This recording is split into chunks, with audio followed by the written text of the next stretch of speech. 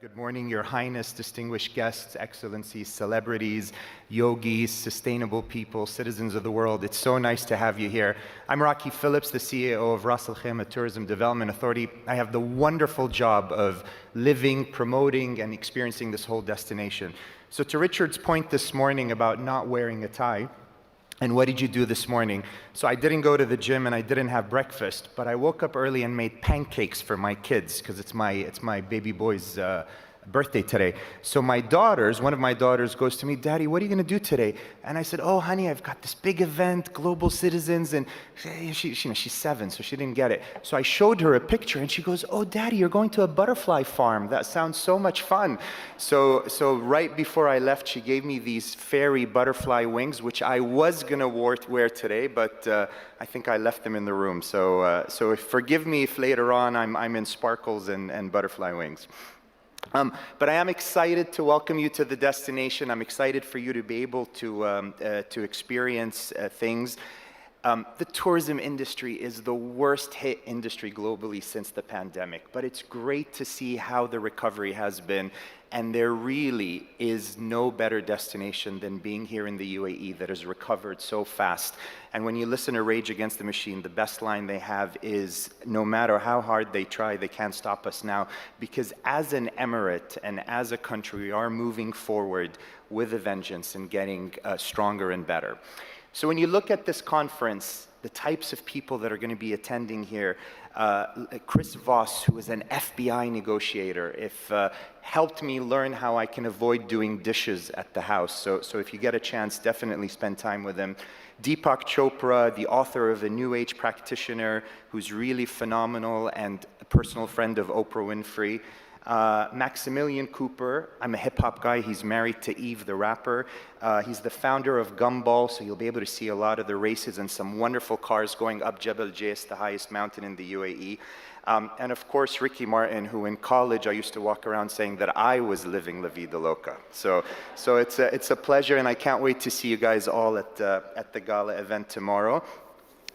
Under the wise leadership of His Highness, Sheikh Saud bin Saqr Al-Qasimi, UAE Supreme Council member and ruler of Ras Al Khaimah, also my boss, I'm tasked with developing tourism in this wonderful Emirates.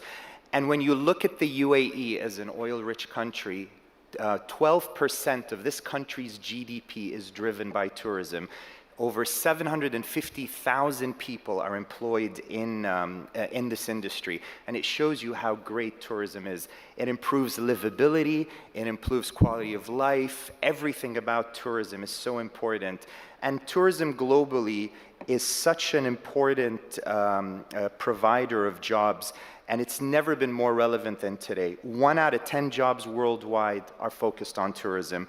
$1 out of $10 are spent into tourism. And when you look at, let's say, the 1950s, when 25 million international travelers went, today we have over 1.5 billion people traveling around the world. So demand is outstripping supply. And where travel used to be a luxury, today it's a necessity. Whether it's a staycation or whether it's traveling halfway around the world or from LA to the UAE on a 16-hour flight, everything about it is great. Looking at the air routes, 70% are full.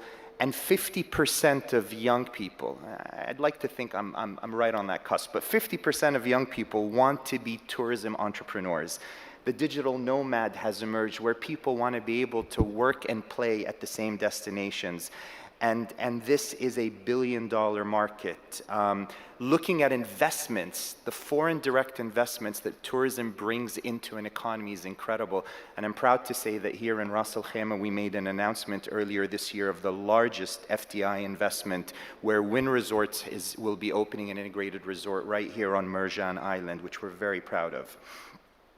But the challenges around sustainability and around tourism, geopolitical, the war that's happening, crisis, labor shortages, I mean, so many things are happening. But the biggest challenge that we're facing with is the climate emergency.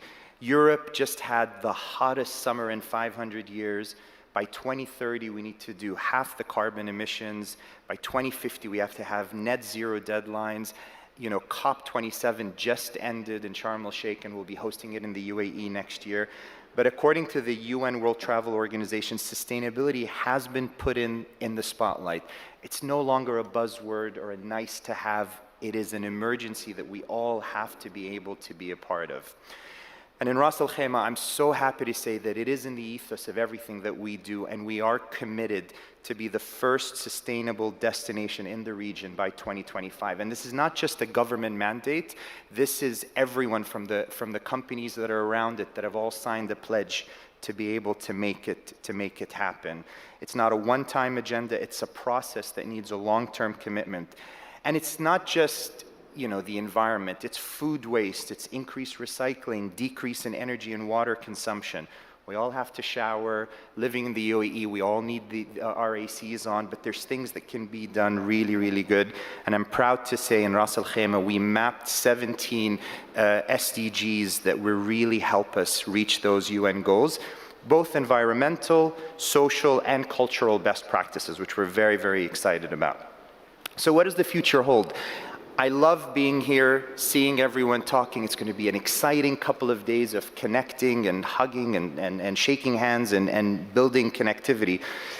But what does Web3 look like, and what is the next generation looking for? Digital literacy is so important.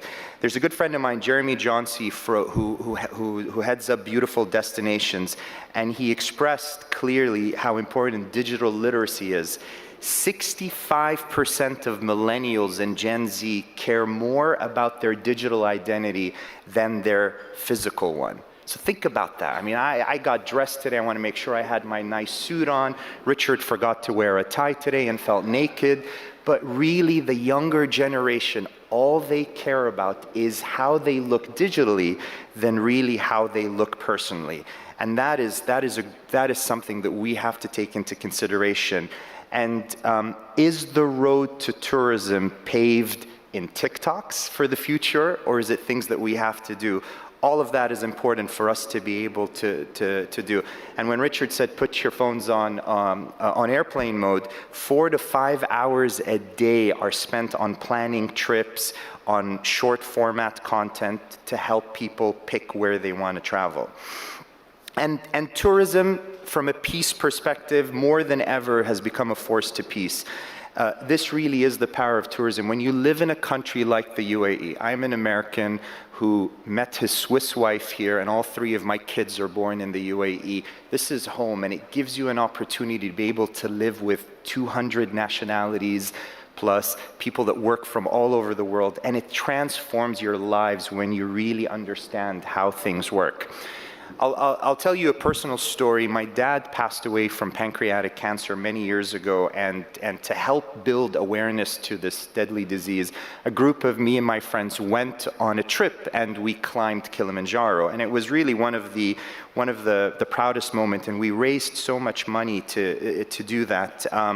And the idea of being able to leverage tourism as a force for good and do things like that till today has a significant impact on how we live, how we think, and how we understand the different cultures that worked in Tanzania and Africa. And this is something that I challenge each and every one of you to do today at this summit and every day you live. So as you look around the room, I'm enthusiastic, I'm excited. I think there's so much that we can do from a meaningful connection. I hope very much that you find this butterfly metamorphosis as a connective, intuitive, and immersive future that we all host. And I hope you get the time to leave this ballroom. Don't tell Tali or Armand that you're going to do this, but explore our beautiful Emirate. See everything that we have to offer, from the highest mountain in the UAE to the mangroves to our beautiful beaches, and definitely enjoy. So as someone from here, from this Emirate, I welcome you again. I hope you have a wonderful time, a great show, and thank you for everything.